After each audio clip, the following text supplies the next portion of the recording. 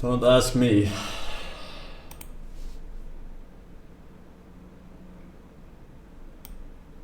Safe around them.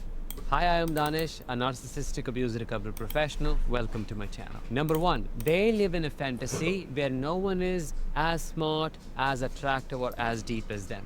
Every narcissist lives in a parallel universe. In that world, they are the most brilliant, magnetic, misunderstood genius to ever exist. Smarter than scholars, more enlightened than philosophers, sexier than models, deeper than poets. But this isn't just arrogance, it is escapism.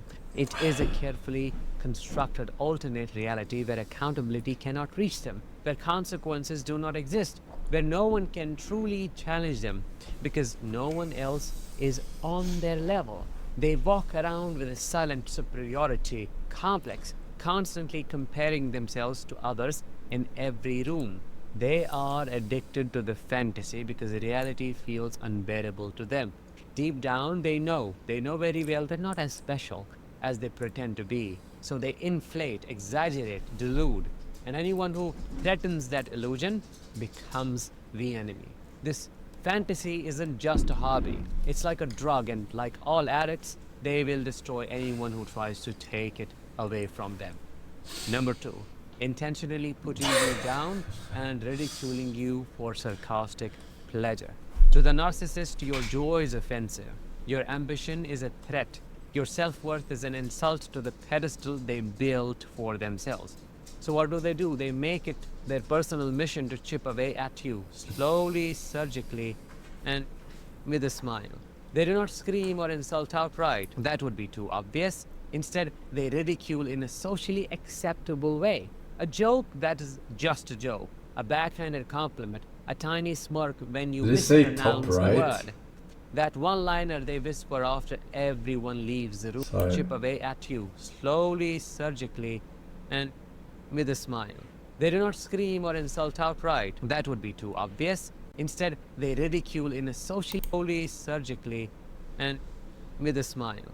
They do not scream or insult outright. That would be too obvious. Instead, they ridicule in a socially acceptable way. A joke that is just a joke, a backhanded compliment, a tiny smirk when you mispronounce a word.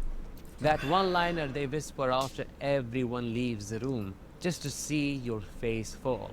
They get off the power of subtle destruction, watching your shoulders sink, watching your spark dim.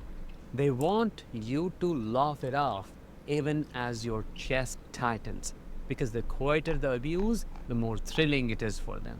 You question yourself naturally, and they watch in silence, totally satisfied. This isn't just sadism, it is psychological torture disguised as wit. Number three, making dozens of shallow friendships with zero emotional depth. Narcissists do not want connection, they do not have capacity for one. They want orbiters. To them, people who are props, tools, background noise that validates their starring role. So they surround themselves with shallow relationships, dozens of them, like monkeys, never getting too close, never staying too long, never going too deep. They keep conversations on the surface. They name drop, they boast, they charm just enough to stay memorable, but never enough to become vulnerable. These friendships are carefully curated, one from the gym, one from the work, one from their childhood, one from a party, but none from the soul. Because real friendship requires what? Honesty. It requires humility. And nothing terrifies a narcissist more than being seen without their armor. Their social circle isn't a reflection of love.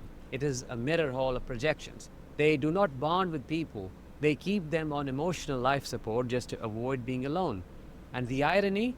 They are deeply, utterly, devastatingly alone. Number four, faking empathy to appear deep and collect admirers. Biggest hobby. See, empathy is saying... Faking empathy? I've never faked empathy in my entire life. Dreed, Anaroxy, Detron, thank you. ISO Shovel, thank you for the 4 years. No message for the God Gamer. Japanese characters, Necronix, Internet Cowboy, Hedgety, Imsor, Ryder. Thank you, man. Captain Jack Sparrow, Glasky Morgan. Thanks for the